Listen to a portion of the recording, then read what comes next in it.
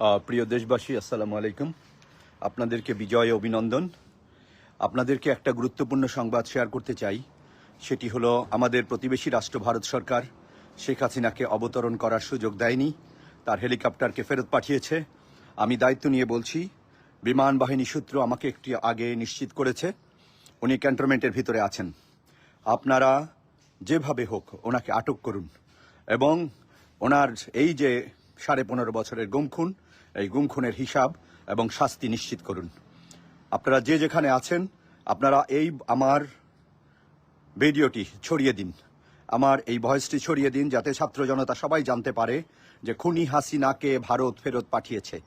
খুনি হাসিনা ভারতে অবতরণ করতে পারেনি, তার হেলিকপ্টারকে অবতরণ করতে দেওয়া হয়নি, সে এখন ক্যান্টনমেন্টে আছে। আমি কাজী শামীম আহসান দায়িত্ব নিয়ে বলছি, যারা আমাকে বিশ্বাস করেন তারা বিশ্বাস করুন, উনি বাংলাদেশে ফেরত আসতে বাধ্য হয়েছেন। ওনার হেলিকপ্টারকে অবতরণ করতে দেওয়া হয়নি, ওনাকে রিটার্ন পাঠিয়ে দেওয়া হয়েছে। উনি যে বাহন নিয়ে গিয়েছিলেন ভারতীয় ইয়েতে, সেটাকে ফেরত দেওয়া হয়েছে। এটি বিমান বাহিনীর একটি সূত্র নিশ্চিত করেছে। আপনারা খবর নিন, আপনারা ওনাকে আটকের চেষ্টা করুন। ওনাকে জীবিত অথবা মৃত যেভাবে পারেন ওনাকে আটক করুন। ওনার সাথে আমাদের হিসাব আছে, সেই হিসাব আমাদের বুঝে নিতে হবে।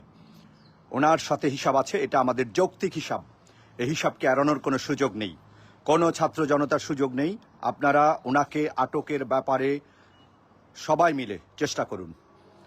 সেনাবাহিনী, নৌবাহিনী, বিমান বাহিনীর ভাইদের বলছি, একজন খুনিকে এভাবে ছেড়ে দেওয়া কোনো বিশ্বস্ততার পরিচয় নয়। আপনারা যদি সত্যিকারের বিশ্বস্ত হয়ে থাকেন, খুনি হাসিনা এবং হাসিনার সকল সহযোগীকে গ্রেপ্তার করুন। তাতে আমরা বুঝব যে আপনারা সত্যি সত্যি জনগণের পক্ষে কাজ করছেন। ধন্যবাদ।